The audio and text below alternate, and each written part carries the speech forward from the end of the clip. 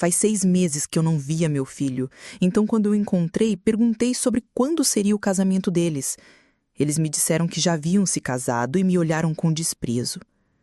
O ar do shopping estava gelado, um contraste gritante com o calor que eu sentia no peito. Fazia 6 meses.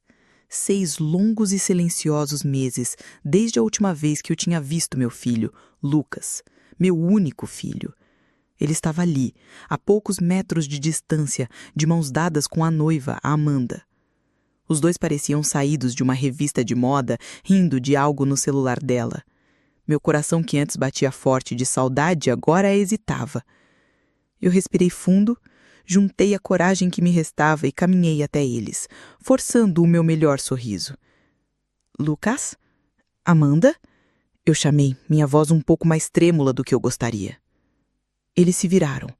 O sorriso de Lucas desapareceu assim que seus olhos encontraram os meus. Amanda apenas levantou uma sobrancelha, um gesto mínimo, mas que carregava um peso enorme. Era como se eu fosse uma estranha, uma interrupção indesejada no dia perfeito deles. Mãe? O que você está fazendo aqui? Perguntou Lucas, e o tom dele não era de surpresa feliz, mas de incômodo. Eu estava passando por aqui. A verdade é que eu soube por uma prima distante que eles frequentavam aquele shopping e eu tinha vindo de propósito, na esperança de encontrá-los. A saudade era uma dor física. Faz tanto tempo. Eu só queria ver vocês, saber como estão as coisas. Estamos bem, respondeu Amanda com voz fria como gelo, antes mesmo que Lucas pudesse abrir a boca. Ela apertou a mão dele, um gesto de posse. Eu tentei ignorar a frieza dela e foquei no meu filho. Que bom, meu filho, fico feliz. Forcei outro sorriso, tentando aquecer o ambiente. E então, os preparativos para o casamento já marcaram a data? Eu estava pensando, talvez eu possa ajudar com alguma coisa, com os doces, a decoração. Foi aí que aconteceu. Eles se olharam. Não foi um olhar de cumplicidade ou de carinho. Foi um olhar rápido, carregado de desprezo. Um desprezo tão puro e tão afiado que cortou meu fôlego. Amanda deu uma risadinha baixa, quase inaudível, e olhou para as próprias unhas, como se o assunto fosse um tédio. Lucas pigarreou. Na verdade, mãe, não vai ter casamento. Meu coração gelou. Por um segundo pensei que eles tivessem terminado. Como assim? Como assim? Aconteceu alguma coisa? Não, disse Amanda, finalmente me olhando nos olhos. E o que eu vi ali me assustou. Era um vazio, uma frieza calculada. Não vai ter um casamento porque nós já nos casamos. As palavras dela pairaram no ar, pesadas e cruéis. Eu olhei para Lucas, buscando um desmentido, uma explicação, qualquer coisa, mas ele apenas desviou o olhar, encarando o chão de mármore polido do shopping. O silêncio dele era a confirmação. Casaram? Minha voz saiu como um sussurro. Quando? Por quê? Por que não me avisaram?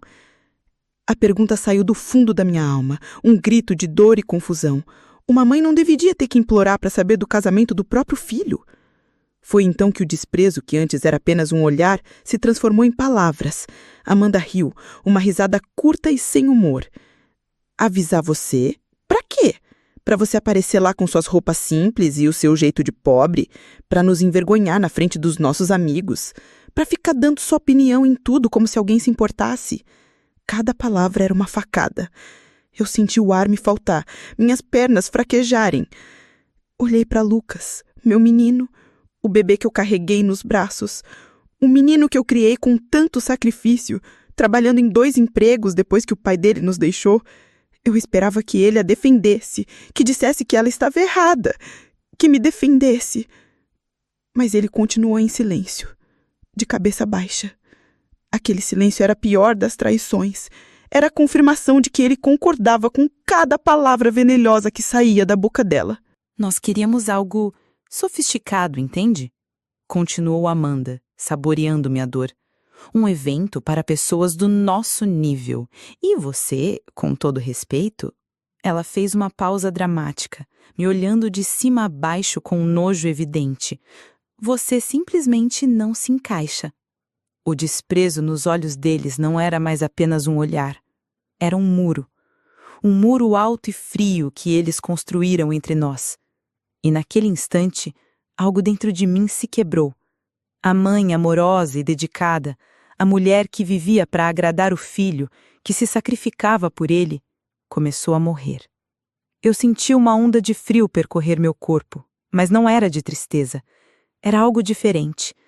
Era como acordar de um longo sono, de um sonho que na verdade sempre foi um pesadelo. Eu sempre soube que Amanda não gostava de mim. Desde o dia em que Lucas a apresentou, eu sentia a hostilidade dela. Ela vinha de uma família com mais dinheiro e sempre fez questão de deixar claro que me considerava inferior. Mas eu aturava tudo pelo meu filho. Eu sorria, era educada, levava presentes, tentava agradar de todas as formas, pensando que, se ela o fazia feliz, era o que importava. Mas ali, naquele corredor de shopping barulhento, com as luzes brilhantes e as pessoas passando sem notar o meu mundo desmoronando, eu percebi a verdade. Não era só ela, era ele também. Meu filho. Ele tinha vergonha de mim. Vergonha da mãe que o criou, que lavou, passou e cozinhou para ele. Vergonha da mulher que abriu mão dos próprios sonhos para que ele pudesse ter os dele. O olhar de desprezo deles foi como um balde de água gelada na minha cara.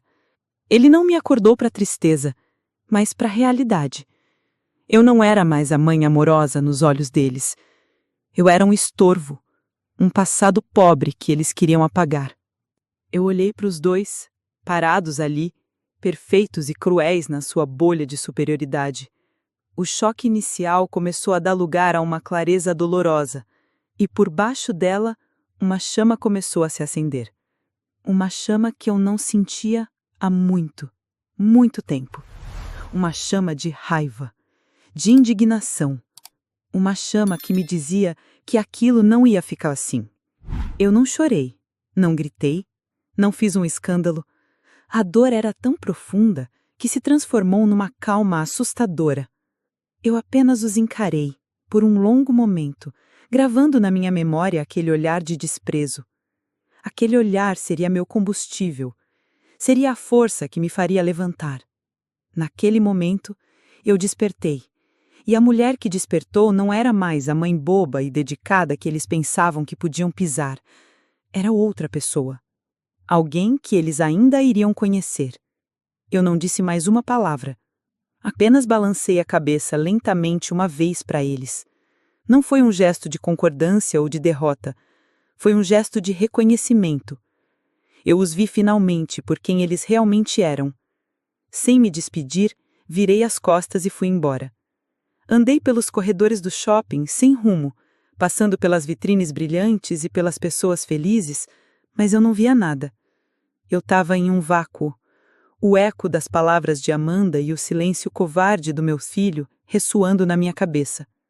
Cheguei em casa e me sentei na minha poltrona favorita, aquela que comprei quando Lucas ainda era criança, pensando em como seria bom ler histórias para ele ali. A casa estava silenciosa. Silenciosa demais. Por anos eu preenchi esse silêncio com a esperança de ouvir a voz dele, de receber uma visita surpresa. Agora o silêncio tinha um novo significado. Era o som da exclusão, do abandono. A dor veio em ondas, mas por baixo dela a desconfiança começou a fincar raízes. Um evento para pessoas do nosso nível. A voz de Amanda repetia na minha mente. Que nível era esse? Lucas trabalhava como gerente júnior numa empresa de tecnologia. Ganhava bem, melhor do que eu jamais ganhei, mas não o suficiente para um estilo de vida de luxo. Amanda trabalhava em uma galeria de arte, mas eu sabia que a família dela, embora tivesse mais posses que eu, também não era milionária. De onde veio o dinheiro para essa vida sofisticada que eles tanto valorizavam? Uma vozinha na minha cabeça, uma que eu ignorei por muito tempo, começou a gritar. Eu liguei meu computador antigo, que demorou uma eternidade para iniciar. Não sou muito boa com tecnologia, mas aprendi o básico para ver fotos da família e me manter conectada. Abri uma rede social e digitei o nome de Amanda na barra de busca. O perfil dela era privado, trancado a 7 chaves. O do meu filho também. Era óbvio que eles tinham me bloqueado há muito tempo. Mas eles não foram espertos o suficiente. Esqueceram dos outros. Dos primos, tias, amigos em comum. Comecei a procurar pelos perfis dos convidados que eu imaginava que estariam lá. Não demorou muito. A prima de Amanda, uma moça que adorava exibir cada passo que dava, tinha o perfil aberto. E lá estava. Um álbum de fotos com o título O Casamento do Ano, Amanda e Lucas. Meu dedo tremia sobre o mouse enquanto eu clicava. E então, o mundo dele se abriu para mim. Não foi um casamento simples e discreto. Foi uma festa de arromba. As fotos mostravam um salão de festas luxuosíssimo, com lustres de cristal, arranjos de flores que pareciam custar mais do que meu aluguel, e um buffet com comidas que eu nem sabia o nome. Amanda usava um vestido de noiva que parecia ter sido costurado com pérolas. Lucas, ao lado dela, usava um terno caro, com um sorriso largo no rosto. Um sorriso que ele não me dava há anos. Eu passei as fotos, uma por uma, cada clique sendo um novo soco no meu estômago. Todos estavam lá.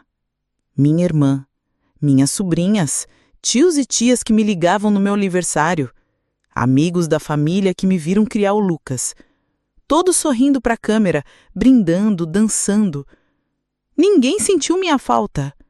Ninguém perguntou: onde está a mãe do noivo? Ou será que eles sabiam? Será que foram todos cúmplices da minha humilhação? Vi vídeos deles dançando a primeira valsa, dos convidados jogando o casal pro alto, da hora de cortar o bolo, que tinham 5 andares. Era uma celebração de felicidade. Uma felicidade construída sobre a minha exclusão. Uma festa cara. Uma festa muito, muito cara. A pergunta voltou com mais força. Como eles pagaram por tudo aquilo?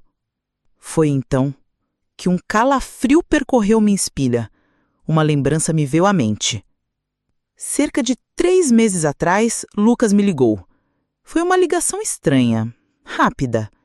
Ele disse que precisava de alguns dos meus documentos para me incluir em um plano de saúde da empresa dele.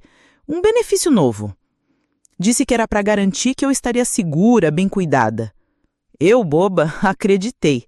Fiquei emocionada com o cuidado dele.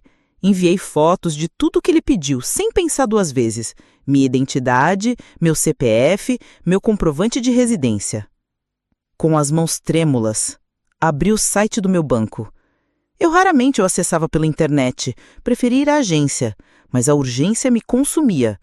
Digitei minha senha e esperei a página carregar. Olhei meu extrato da conta corrente. Tudo normal. Olhei a poupança, as economias de uma vida inteira. Intocada. Senti um breve alívio, mas a sensação ruim não passava. Foi então que vi uma aba que eu nunca clicava. Empréstimos e financiamentos. Meu coração parou. Lá estava. Um empréstimo ativo. Um empréstimo consignado, daqueles que descontam direto da aposentadoria. Mas o valor era astronômico. Era uma quantia que eu levaria mais de uma vida para pagar. Um número tão grande que parecia irreal. A data da contratação era de 3 meses atrás, exatamente na semana em que enviei meus documentos para Lucas. O ar sumiu dos meus pulmões. Eu me inclinei para frente, ofegante, sentindo o quarto girar. Não podia ser. Meu filho. Meu menino. Ele não faria isso. Mas ele fez. Ele e a esposa dele usaram os meus documentos, falsificaram minha assinatura e pegaram um empréstimo altíssimo no meu nome. Um empréstimo que eu, uma aposentada com a saúde já frágil, teria que pagar.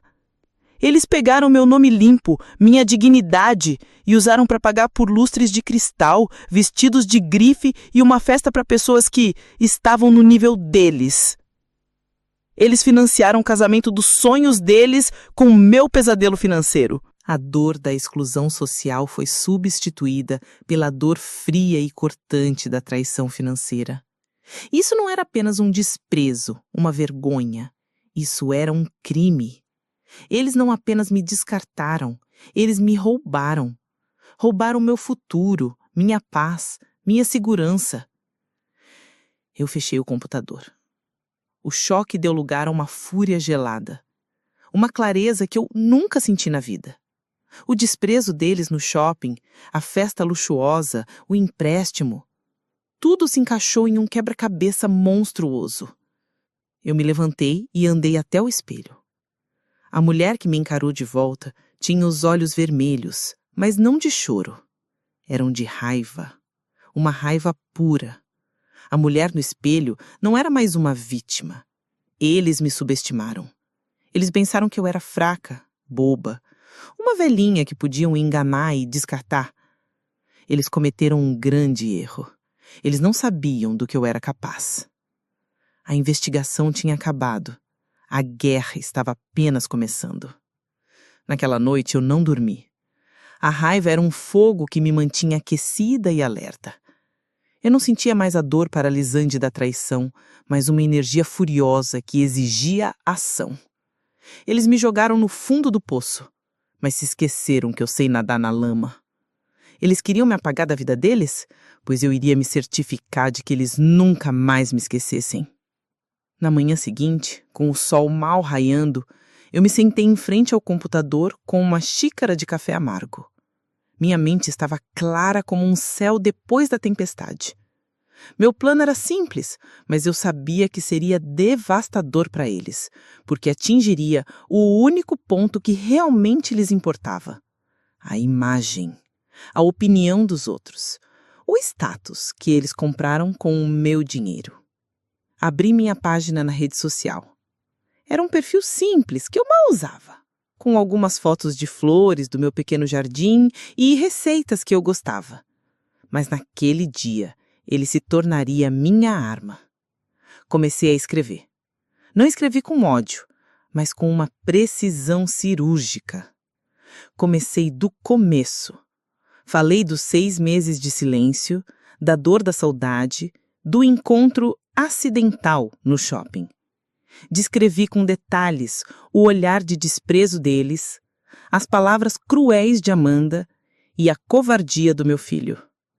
Depois, contei como a desconfiança me levou a investigar. Contei sobre o casamento luxuoso do qual fui excluída. E então veio o golpe final. Com as mãos firmes, eu relatei a descoberta do empréstimo. Escrevi o valor exato, o dia em que foi feito e como eles usaram meus documentos, que pedi com a desculpa de um plano de saúde, para cometer a fraude. Eles financiaram o casamento do ano com a dívida de uma vida inteira de uma aposentada. Da própria mãe deles, escrevi. Antes de publicar, eu fiz mais uma coisa. Tirei uma foto da tela do meu computador, mostrando a linha do empréstimo no site do banco, com meus dados pessoais apagados. E salvei a foto mais ostentosa que encontrei do casamento deles. Os dois, brindando com taças de champanhe, sorrindo como se fossem os reis do mundo. Anexei as 2 imagens à minha publicação. A prova do crime e o fruto do crime. Lado a lado. A última coisa que fiz foi a mais importante. Comecei a marcar pessoas. Marquei minha irmã, minhas sobrinhas, tios, primos, os amigos da família, o chefe do Lucas, que eu conhecia de uma festa de fim de ano. Marquei todos os nomes que eu vi sorrindo e aplaudindo nas fotos daquele casamento. Cada marcação era como um tiro. Eu não estava apenas contando a minha história, estava forçando cada um deles a olhar para a verdade que ignoraram ou da qual foram cúmplices. E então, com o coração batendo forte, eu cliquei em publicar. E o mundo explodiu. Nos primeiros minutos, um silêncio tenso. Depois, a primeira notificação. Um comentário de uma prima. Eu não acredito nisso! Que horror! E então outra, e mais outra. Meu celular, esquecido na mesinha ao lado, começou a vibrar sem parar. Em menos de uma hora, a publicação tinha dezenas de compartilhamentos. As pessoas estavam lendo, se chocando, se indignando por mim. As ligações começaram. A primeira foi da minha irmã. Ela chorava ao telefone, pedindo desculpas. Eu não sabia, eu juro. Lucas nos disse que você estava doente e não queria receber visitas, que por isso não foi ao casamento. Eu devia ter desconfiado. Me perdoe. Outros ligaram com desculpas parecidas, esfarrapadas. Todos tinham sido enganados com alguma mentira. A máscara social de Lucas e Amanda estava se desintegrando em tempo real.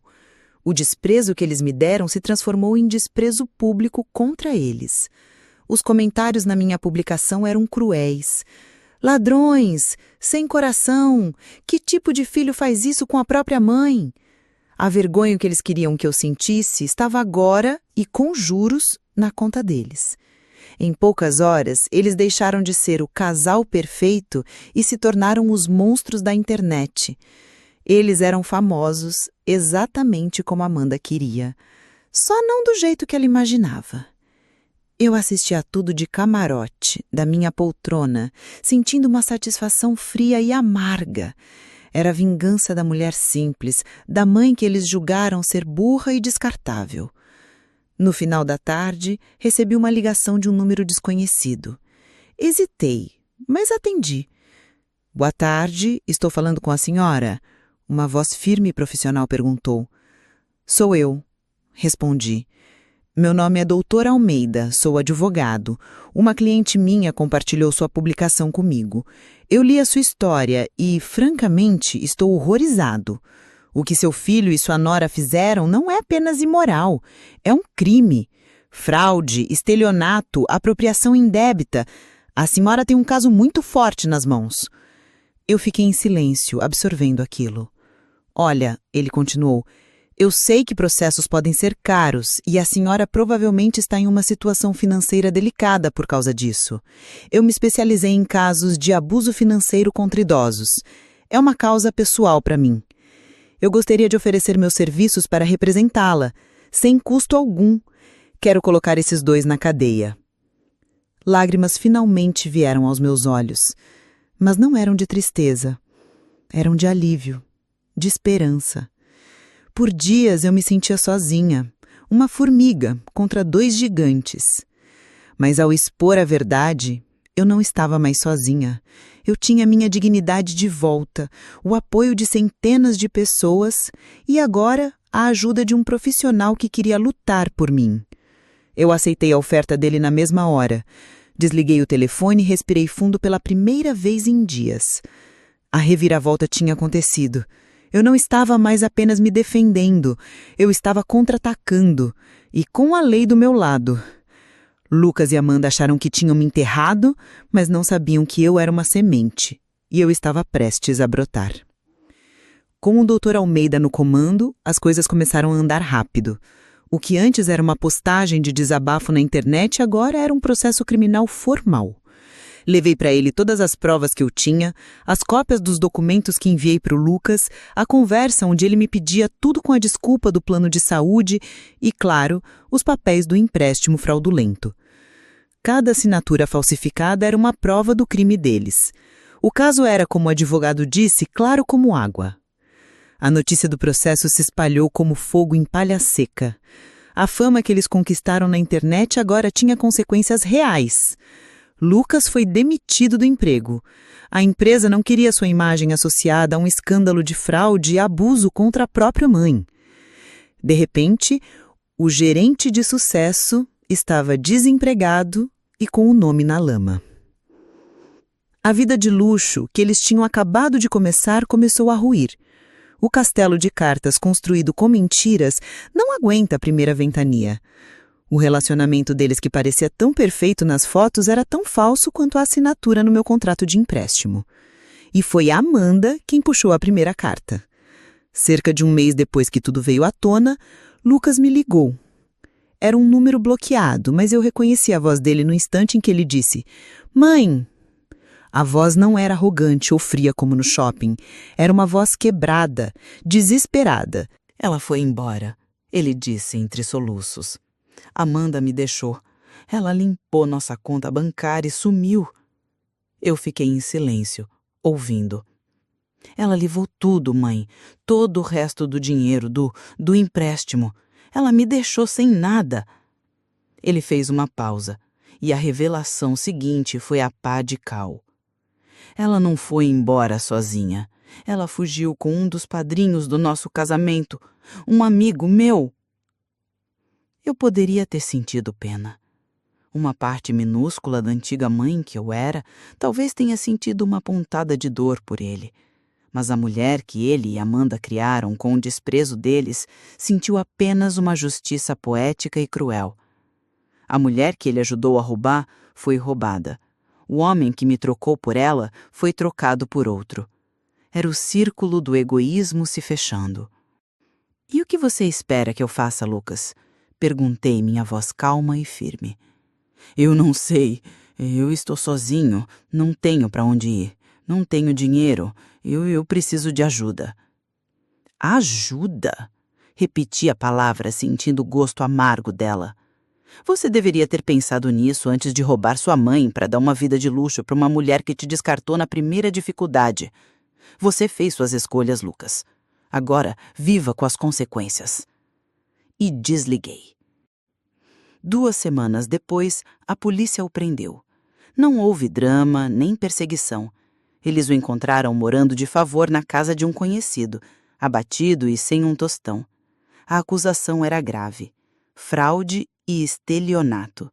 Sem o dinheiro para pagar um bom advogado e com todas as provas contra ele, o destino dele estava selado.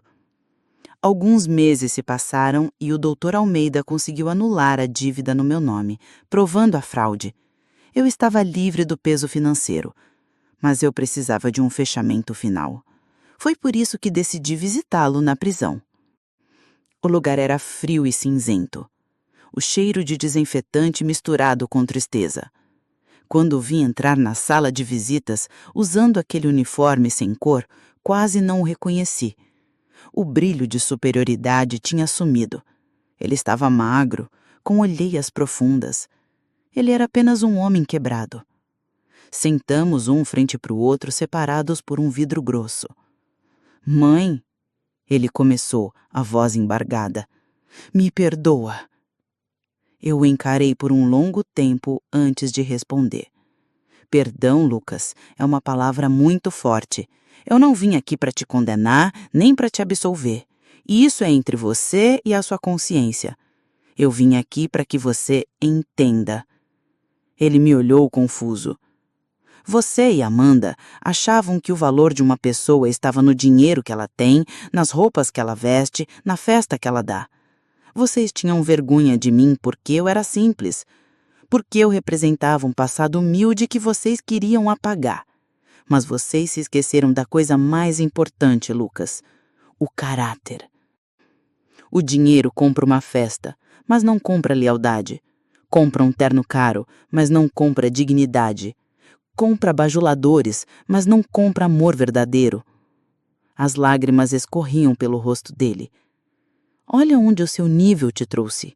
Continuei apontando para a sala ao nosso redor. Sua esposa te abandonou e te roubou. Seus amigos desapareceram. A única pessoa que está aqui, te visitando neste lugar, é a mãe simples da qual você sentia vergonha. Irônico, não é? Ele apenas balançava a cabeça, chorando. Eu não vou te tirar daqui, eu disse, minha voz suavizando um pouco, mas ainda firme. Este lugar é a consequência direta das suas escolhas. Você é jovem. Você pode sair daqui um dia e tentar ser um homem diferente. Um homem de valor, não de preço. Mas essa mudança tem que vir de dentro de você. Eu te dei a vida, te dei educação, te dei todo o amor que eu tinha. O resto, a construção do seu caráter, era a sua responsabilidade. E você falhou. Me levantei. O tempo da visita estava acabando. Eu te amo, meu filho. Uma mãe nunca deixa de amar. Mas eu não gosto mais da pessoa que você se tornou. E mais importante, eu não confio mais em você. Cabe a você, e somente a você, se tornar alguém digno de confiança novamente. Adeus, Lucas. Virei as costas e fui embora, sem olhar para trás. Ao sair daquela prisão e respirar o ar livre, eu não senti alegria nem tristeza. Senti paz. A vingança não foi vê-lo preso. A superação foi me libertar da dor que ele me causou. Ele está pagando pelo crime que cometeu.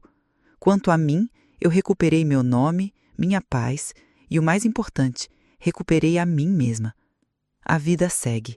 E pela primeira vez em muito tempo, eu estava pronta para viver a minha. Por mim.